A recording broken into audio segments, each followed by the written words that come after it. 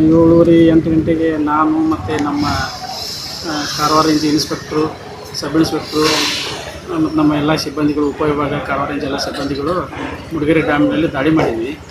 ಅಂಥ ಸಮಯದಲ್ಲಿ ನಮಗೆ ಮುಡಿಗೆರೆ ಡ್ಯಾಮ್ ಅರಣ್ಯ ಪ್ರದೇಶದಲ್ಲಿ ದಾಳಿ ಮಾಡಿದ ಸಮಯದಲ್ಲಿ 304 ಲೀಟ್ರ್ ಗೋವಾ ಪೆನ್ನಿ, ಗೋವಾ ಮಧ್ಯೆ 284 ಲೀಟ್ರ್, ಬೇರೆ 62 ಲೀಟ್ರ್, ಟೋಟಲ್ 649 ಲೀಟ್ರ್ ಸಿಕ್ಕಿದೆ.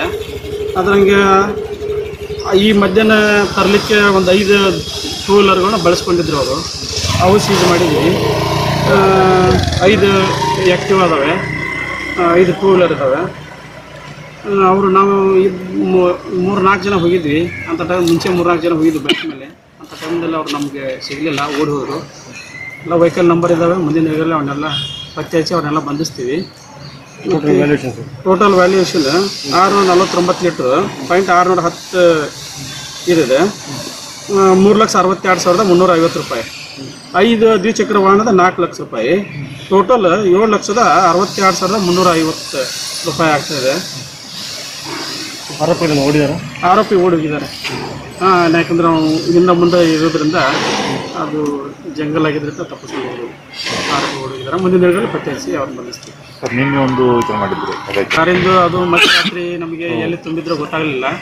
ನಾವು ಮತ್ತು ನಮ್ಮ ರಂಜಿತ್ ಇನ್ಸ್ಪೆಕ್ಟ್ರು ಎಲ್ಲ ನಮ್ಮ ಸಿಬ್ಬಂದಿಗಳು ಹೋಗಿ ಮಧ್ಯರಾತ್ರಿ ಅದನ್ನ ಕಾರ್ ಸೀಸ್ ಮಾಡಿದ್ವಿ.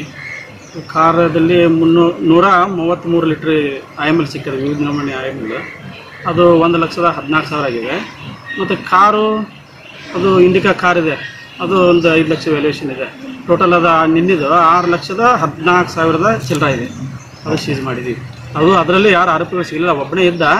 ನಾವು ಎದುರುಗಡೆ ಹೋಗಿ ನಮ್ಮ ಗೌರ್ಮೆಂಟ್ ಜೀಪ್ ನಿಲ್ಲಿಸೋದಕ್ಕೆ ನಾವು ಗೌರ್ಮೆಂಟ್ ಜೀಪ್ ಬಂತು ಅಂತೇಳಿ ಬಿಟ್ಬಿಟ್ಟು ಓಡೋದಿಲ್ಲ. ಅದನ್ನು ಯಾರು ನಂಬರ್ ಇದ್ದಾವೆ, ಅದು ಆಟೋಯಿಂದ ಎಲ್ಲ ತೊಗೊಂಡು DST ತೊಗೊಂಡು ನಾವು ವಾಹನ ಮಾಲೀಕರು ಪತ್ತೆ ಹಚ್ಚಿಬಿಟ್ಟು ಆರೋಪ ಮಾಡ್ತೀವಿ.